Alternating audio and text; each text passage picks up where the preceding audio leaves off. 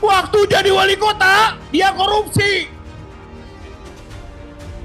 Itu ada aset Pemkot dijual tanpa persetujuan DPRD. Soal pengadaan bus Transjakarta, kepala dinasnya dihukum.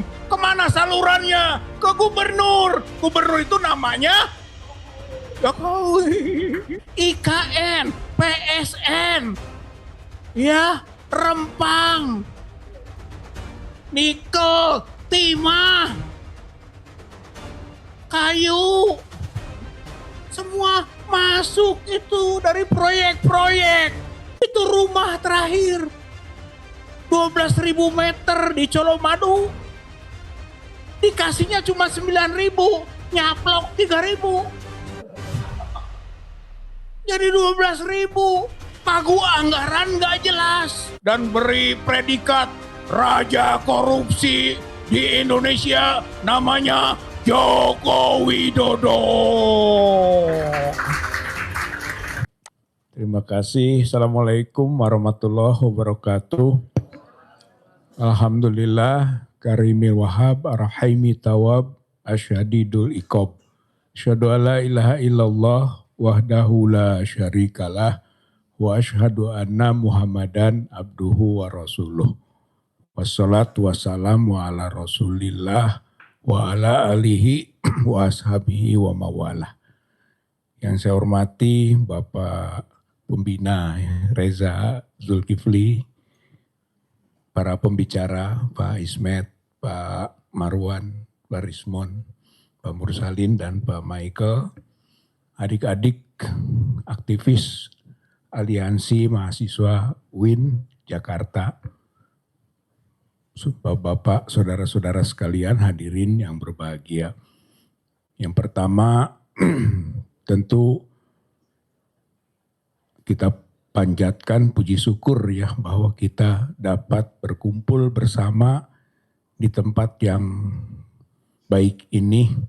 Dan kita berharap bahwa kehadiran kita memiliki nilai yang tinggi bagi kehidupan kita pribadi, bermasyarakat, dan bernegara.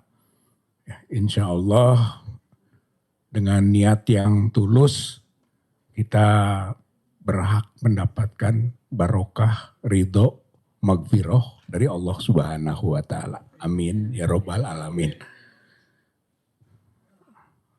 Saudara-saudara sekalian, khususnya adik-adik mahasiswa, keadaan ini, berkumpul kita ini secara pribadi sangat berkesan dan mengingatkan diri saya pribadi ya. Pertama adalah saat aktif sebagai waktu menjadi mahasiswa ya, di Universitas Padjadjaran ya, sebagai senat mahasiswa, bahkan ikut aktif di Dewan Mahasiswa. Pada waktu itu masih ada Dewan Mahasiswa. Kemudian mengingatkan juga kalau kemarin di Universitas Muhammadiyah Jakarta, tentu aktivitas di kegiatan kepemudaan di Muhammadiyah. Hari ini saya bertemu dengan adik-adik mahasiswa Universitas Islam Negeri. Mengingatkan juga bahwa saya pernah menjadi dosen di Universitas Islam Negeri Sunan Gunung Jati, Fakultas Syariah, yang saat itu senang sekali berkumpul dengan para mahasiswa dan memotivasi untuk hayu berjuang terus demi kebaikan umat, masyarakat, bangsa, dan negara. Nah, saudara-saudara sekalian yang saya hormati, tema kita sekarang ini juga tema yang sangat penting. Gitu ya. Karena ada peristiwa yang mungkin kita juga semua mengalami pada waktu itu, atau sebagian di antara kita mengalami, yaitu reformasi ya, tahun 1998. Yang kemudian kita sekarang jadikan tema, yaitu reformasi yang tertunda. Tentu yang kita maksudkan di sini reformasi yang lalu sudah selesai. Tapi yang disebut tertunda itu adalah reformasi yang kedua. Reformasi 1998. Reformasi kedua ini adalah ya reformasi yang kita harapkan sekarang. Atau sebentar lagi masuk tahun 2026. Berarti kalau masuk di bulan Mei-nya reformasi 1998 itu pas 28 tahun. Jadi khususnya para mahasiswa yang menjadi penggerak reformasi di depan pada 1998 diharapkan nanti maksimal lah bulan Mei 2026 bisa melakukan reformasi yang kedua. Melakukan perubahan politik. Perubahan politik. Yang kondisi sekarang hampir sama dengan kondisi yang lalu. Yang harus diubah. Tidak bisa didiamkan. Tertunda. Kita maunya 10 tahun kemarin waktu rezim Jokowi diganti oleh Prabowo itu reformasi. Perubahan. Kok rezim baru? Tapi ternyata tidak bisa mengubah. Bahkan melanjutkan. Maka jadi tertunda tuh reformasinya. Nah, kegagalan Prabowo untuk melakukan reformasi harus kita dorong, kita desak terus. Itu tertunda 10 tahun yang lalu, tertunda lagi 1 tahun kemudiannya. Ternyata tidak becus juga mengubah. Nah, tantangannya sekarang ini sudah 1 tahun ditambah, mau nambah lagi terus menerus. Ayo, coba kita mahasiswa punya spirit perubahan. Tadi kita ajak ya, Mei 2026 adalah batas waktu reformasi kedua yang dilakukan oleh para mahasiswa.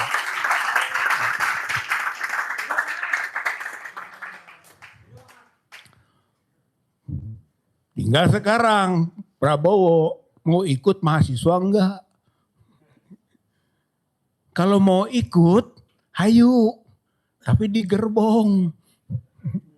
Sekarang enggak bisa, udah di depan. Tapi kalau enggak mau ikut, jangan menghalangi. Jangan menghalangi. Tapi kalau menghalangi, kereta mau jalan. Bagaimana? Tabrak saja. Kilas saja. Kereta udah mau jalan, dihalangi. Iya kan? Tuh, ini mahasiswa yang benar. Jadi begitu ya. Gak boleh tertunda lagi. Ini ujian buat kita. Masih mau menunda atau menyelesaikan reformasi kedua. Rubah kondisi politik yang ada. Nah, kemudian poin berikut, tagih janji pemberantasan korupsi.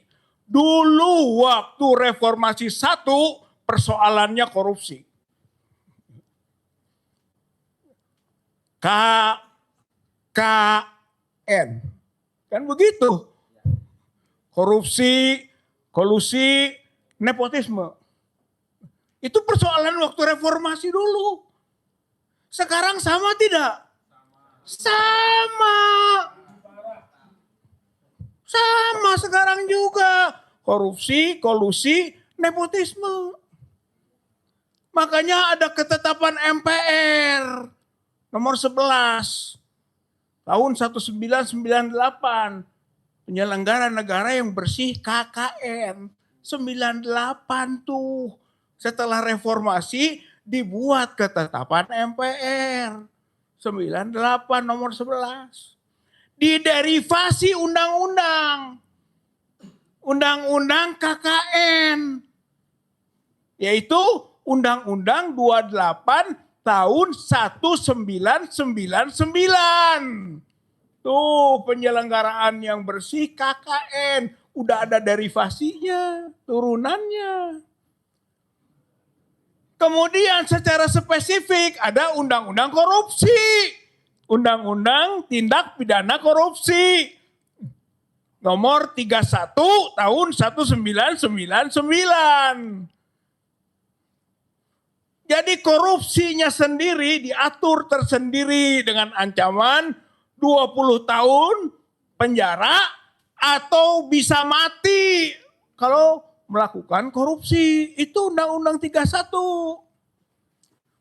Untuk kolusi dan nepotismenya itu adanya di Undang-Undang KKN. Yaitu pasal 21 kolusi, pasal 22 itu nepotisme. Jadi jangan main-main dengan kolusi dan jangan main-main dengan nepotisme.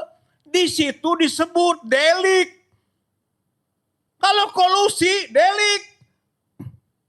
Kalau nepotisme, delik. Kalau korupsi sudah jelas ada undang-undang tersendiri. Berapa ancamannya? Ancaman hukumannya 12 tahun. Kolusi 12 tahun. Nepotisme 12 tahun. Nah korupsi 20 tahun dan sampai hukuman mati. Begitu ya ancamannya. Jadi ini bukan main-main persoalannya. Jadi kita harus sekarang lakukan lagi tadi reformasi kedua dan tegakkan aturan tentang korupsi, kolusi, dan nepotisme.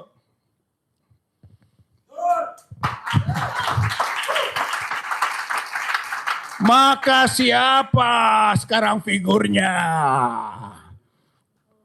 Jokowi. Jokowi.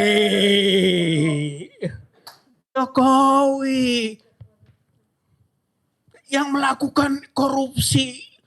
Yang bisa kita tunjuk dan bisa jadikan faktor penyebab dari perubahan ini Joko Widodo. Karena dia presiden sebelumnya 10 tahun itu. Bahkan pernah jadi gubernur. Bahkan pernah jadi wali kota. Waktu jadi wali kota dia korupsi. Itu ada aset Pemkot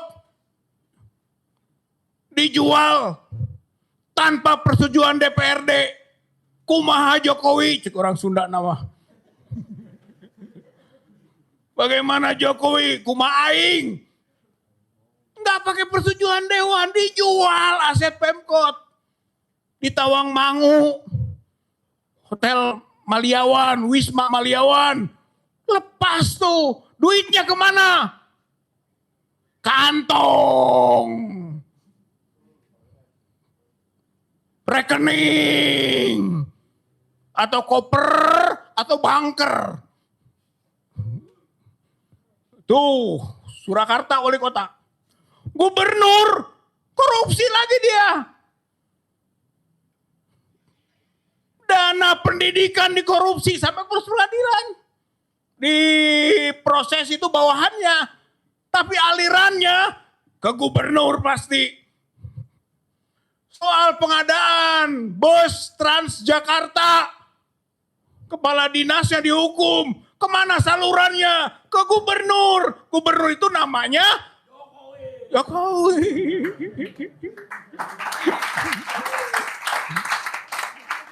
Waktu presiden apalagi?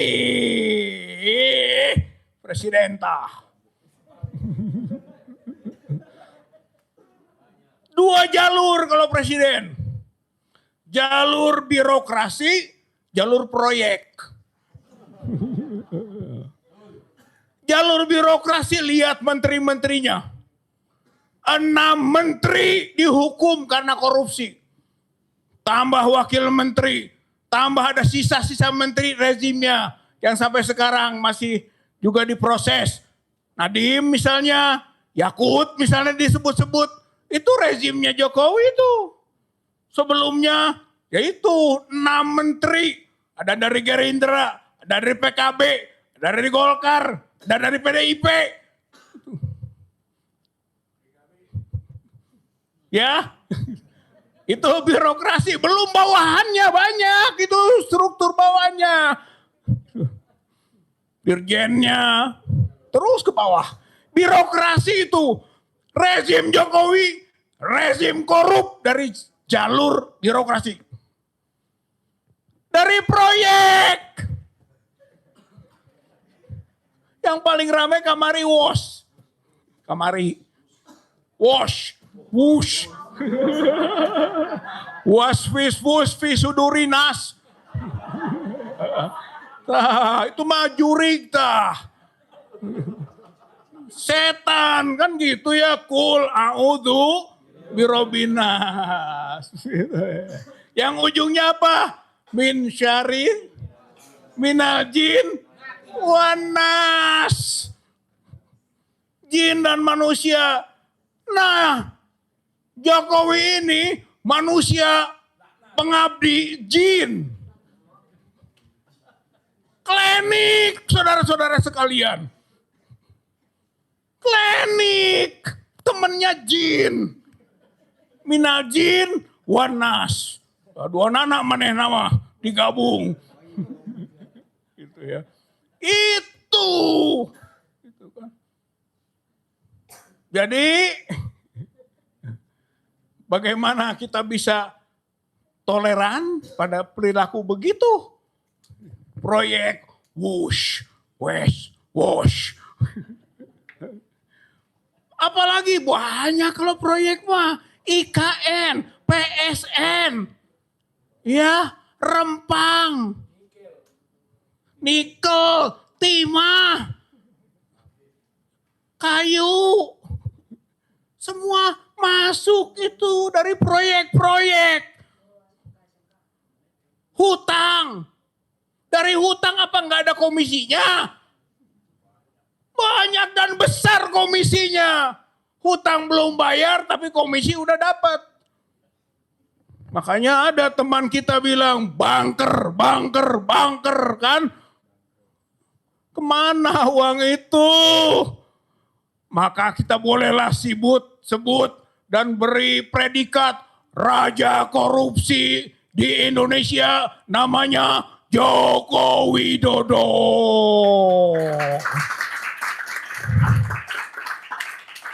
Bukan hanya sampai presiden. Setelah jadi presiden masih korupsi. Apa itu? Itu rumah terakhir. 12.000 meter di Colomadu. Dikasihnya cuma 9.000, nyaplok 3.000. Jadi 12.000, pagu anggaran gak jelas. Lalu berapa yang dialokasikan oleh Kementerian Sekretariat Negara, oleh Mensesneknya, karena itu kolusi. Kemudian aturannya dibuat sendiri sama Sri Mulyani, Menteri Keuangan. Peraturan Menteri Keuangan yang memberikan sampai angka 9.000 meter, bahkan bisa mencaplok 3.000 lagi, 12.000 meter persegi. Korupsi masa pensiun. Bayangkan sampai masa pensiun masih korupsi. Jadi kita tagih. Siapa sekarang yang mau ditagih? Prabowo katanya korupsi sampai Antartika mau dikejar. Benar kan? Antartika mau sampai sana dikejar. Yang di depan mata ya dilihat. Malah hidup Jokowi. Liur tuh. Liur. Kacau tuh. Kacau. Jadi itu ya yang kedua tuh. Berantas. Karena memang Jokowi dan keluarganya adalah perilaku korup. Berantas. Yang ketiga, karena 3 poin kan. Pengkhianatan negara. Pengkhianatan negara itu diaturnya di KUHP pasal 106 KUHP. Yaitu menyerahkan seluruh atau sebagian wilayah kepada kepentingan negara lain. Siapa yang punya potensi sekarang negara lain yang bisa mengambil wilayah Indonesia sebagian atau mungkin seluruhnya? Cina. Kasus Morowali adalah sampel, contoh. Jadi sudah kena sebenarnya pasal 16 KUHP. Berapa tahun ancamannya?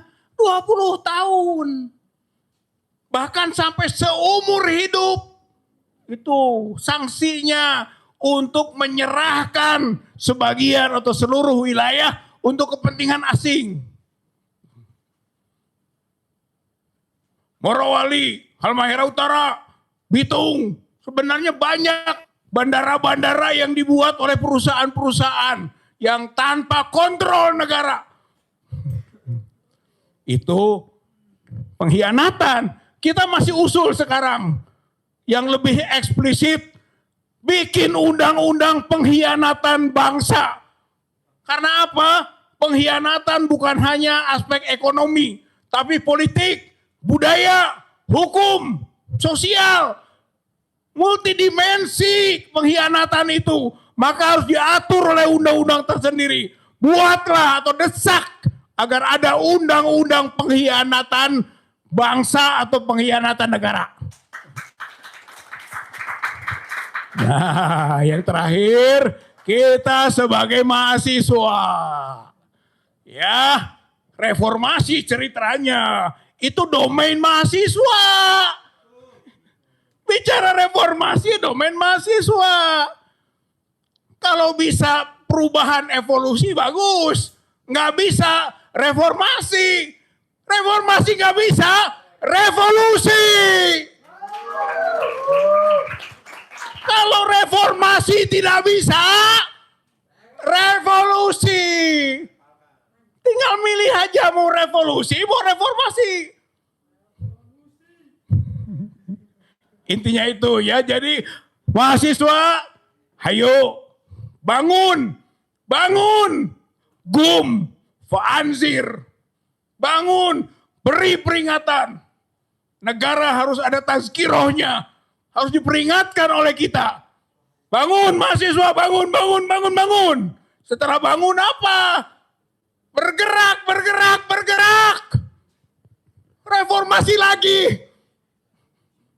UMJ memulai bertindak lanjut berikut UIN. Mimbar bebas di UIN.